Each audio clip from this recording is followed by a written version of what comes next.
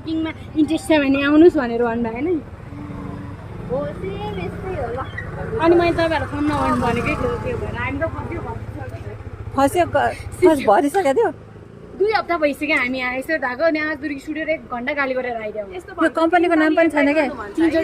express खै के पो छ कि मैले पढिनँ खतरा थर्काएर आयो आज त अनि हामीलाई थर्काएपछि बाहिर निकालेर अनि पछि यस्तो यस्तो हो यस्तो यसरी काम छ गर्नुहुन्छ अरे पछि राम्रै नर्मली बोल्यो त्यस पछाडि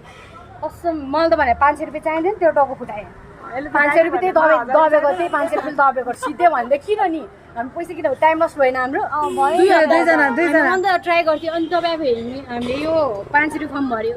नाम पनि छैन क्या नाम पनि केही छैन अनि हामी आएर पछि आएर हामीले 2500 रुपियाँ 2500 को त्यसपछि 25 फर्म भरे 500 थियो अनि 2500 ट्रेनिङ गरेर कति 3000 मा 7 दिन ट्रेनिङ गर्ने फिजा दिन्छ भने फिजा दिँदैन त्यो 25 बिचरा त्यो एकजनालाई त्यो इन्डियामा चाइनिज कम्पनीमा काम गरेर हालेछ उसले सर्टिफिकेट ल्याएर हिँड्छ यहाँनिर ल्यायो 5500 तुका त्यो तिर्न लगाएर आज भोलि काम लान्छ भनेर तिरेन अनि पैसा मेरो रिटर्नले भनेर आएपछि जम्मा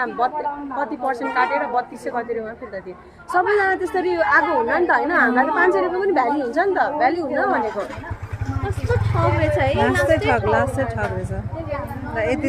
कतिजना ठगिसक्यो कतिजना ठगिसक्यो आज त धेरैजना कराएको छ यस्तो मजाले कन्भिन्स गर्छ नि होइन अनि पछि चाहिँ अनि हामीले पछि इन्टरभ्यूको थ्रुबाट जानु भनेर भनेको थियो दिइसक्यो हो पैसा नदिकन घरबाट ए हो त्यही त बाफ्रे फर्म भरेर अनि पैसा तिर्नु होला त्यसै बोल्न पाउँदैन तपाईँको 500 रुपियाँ तिर्नु होला कस्तो गाह्रो हुन्छ हाम्रो पनि त्यस्तै हो भनेर यत्रो पठाएर त पैसा दिँदा नदिने अरे यो